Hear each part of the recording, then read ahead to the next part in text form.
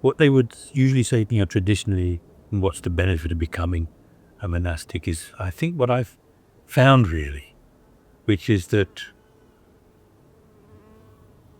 your life becomes very much simplified.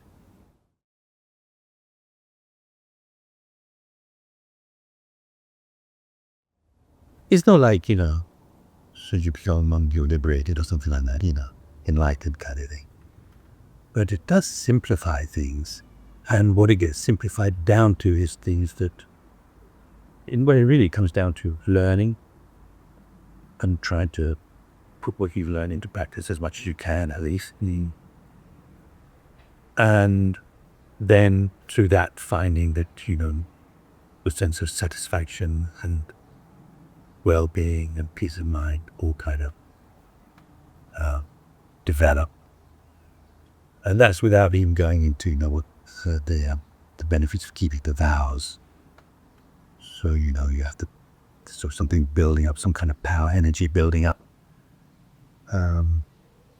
like every second of the day and night, it's kind of building up. It's like that with Usopp Bodhisattva vows and so forth, Bhajyanga. But yeah, that really, so what it means is that even if for one reason or another you're not able to study so much and practice and contemplate and so on, for whatever reason, could be health or whatever, there's that building inside you all the time. The robes, usually terracotta they're made of, and the colors, usually maroon. Then this one has got some yellow. There's some story behind that, I can't remember, and the blue. I can't remember the story behind that. But yeah, usually maroon. And what I always heard, what people very commonly say is that, like originally, I guess mainly the robes were yellow in India. So they would take discarded cloth and dye it yellow because it was the cheapest color to dye things, and they would make their robes out of that. And so then the simplest for Tibet was maroon. And these days, it could be any color, it could be pink, blue, like whatever, everything. It's very easy these days, but so we just wear our own to carry on with that custom, centuries-old custom from Tibet. But anyway, mainly there's the blower rope, and then there's this shawl kind of thing, and then the shirt.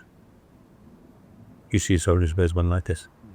When I first became a monk, I know that I wore my robes all the way back from France up through London and up to the Priory of Manchester Institute, and it wasn't a very nice experience at all. People calling you names and so on. So some people would say, well, that's okay because they still get some positive imprint of seeing the robes and so on. But anyway, that's not very good for them generally, that they would see you and they're calling me names, and it's not a very nice experience for oneself. And in a way, it's a bit of a personal thing. But anyway, from that time onwards, at the center, I would wear robes, usually around town, which we did a bit.